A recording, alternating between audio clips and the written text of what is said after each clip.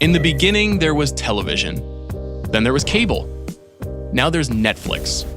The nearly ubiquitous streaming service has 124 million subscribers worldwide, including 56 million in the United States alone. That's more than the top 6 US cable providers combined. But Netflix's takeover of the living room isn't nearly as shocking as its recent invasion of Hollywood. Over the last 5 years, Netflix has amassed a huge slate of hit original shows, high-profile comedy specials, and mind-bending documentaries. By the end of 2018, Netflix says it will have 1,000 original productions available on its service. The company is projected to spend an estimated $13 billion on content this year, putting it in the league of corporate giants like Time Warner, Fox, and Disney. Here's the thing. Netflix remains cheap for customers at $11 a month, but its business model is only getting more expensive. Which begs the question, how on earth is Netflix actually making any money? To figure it out, let's break down these 3 big numbers. Let me say that again. Netflix plans to host 1,000 original productions by the end of 2018. For some perspective, look at the 5 major broadcast networks. Combined, they've ordered about 500 pilots since Netflix began its Hollywood takeover way back in 2013. And all those shows didn't even make it to air. To understand why Netflix needs so much original content, we have to understand why it started making original shows in the first place. Remember, Netflix used to be in the business of renting other people's content. First, they mailed customers DVDs that they picked out online, usurping Blockbuster as the king of movie rentals.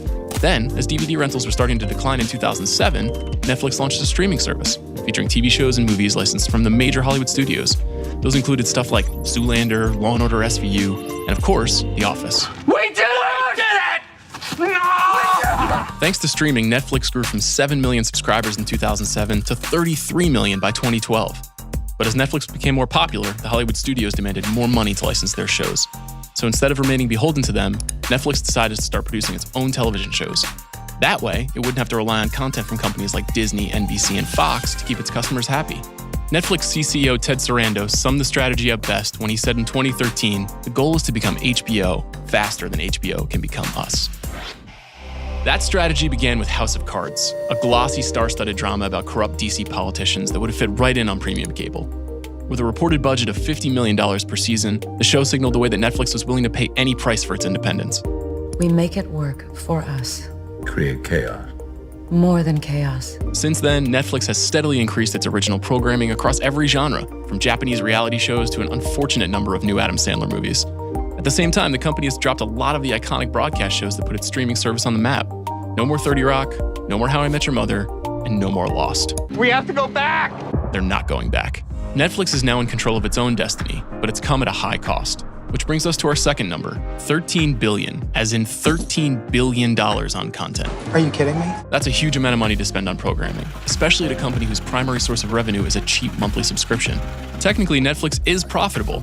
It had revenue of $11.7 billion in 2017 and a net income of $560 million, but that doesn't tell the whole story. There's a delicate matter, which I felt I needed to discuss with you. When Netflix produces a show like The Crown, which costs an estimated $130 million a season, it has to pay a lot of upfront costs. But on its financial statement, it gets to spread that cost across several years. This process is called amortization. But how is that an effective system? It's a common business practice, but it means that Netflix is actually spending way more every year than its earning report implies. The financial figure that really matters for Netflix is free cash flow. Free cash flow gives a better sense of how much money a company is spending in the moment compared to how much it's bringing in. And by that measure, Netflix was $2 billion in the red in 2017. Sounds bad, right? You got me. Actually, Netflix is happy to keep burning cash. It's projecting its burn rate to increase to $3 billion, maybe $4 billion this year. That's because at Netflix, there's really only one number that matters, 124 million. That's right, 124 million subscribers. Netflix has to keep adding subscribers every month to justify its exorbitant spending. The company is 20 years old, but investors are valuing it like a hot startup. They don't care if Netflix is burning through its money as long as it's adding more members. In the first half of 2018, Netflix's stock price doubled, giving it a valuation of $165 billion. Are you shitting me? Excuse me? That's more than Disney, which basically means that Disney World, ESPN, Pixar, Star Wars, and the entire Marvel Cinematic Universe combined were worth less than BoJack Horseman. True, Dad. So can Netflix ever live up to its stratospheric valuation?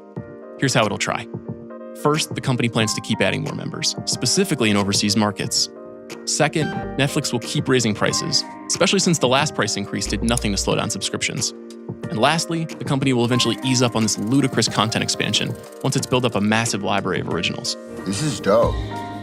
This is really dope, right? To understand this, let's look at Amazon. Jeff Bezos' online shopping monster lost money for years, but built up a loyal customer base and is now steadily increasing the price of Amazon Prime. Netflix is using this model to justify its spending.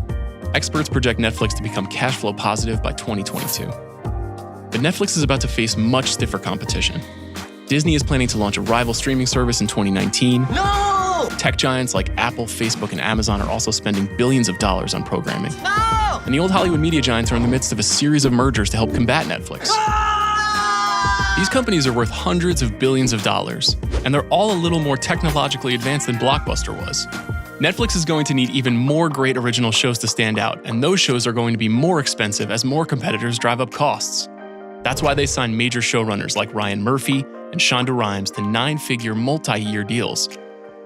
Most analysts believe we're only at the beginning of Netflix's run. We're not dead yet, fuckers! One estimates that the company will have 262 million subscribers in 10 years. But if Netflix fails to meet such lofty expectations, it could be disastrous. Earlier this year, the company missed its subscriber target by 1 million members, and the stock price tumbled by 14% that same day. Though the stock quickly bounced back, smaller growth projections for the rest of the year have investors spooked. At this point, Netflix's only choice really is to keep burning more money and making more shows until they become truly profitable. Netflix looks, sounds, and acts like a booming business. Cut. But it's also, well, a house of cards.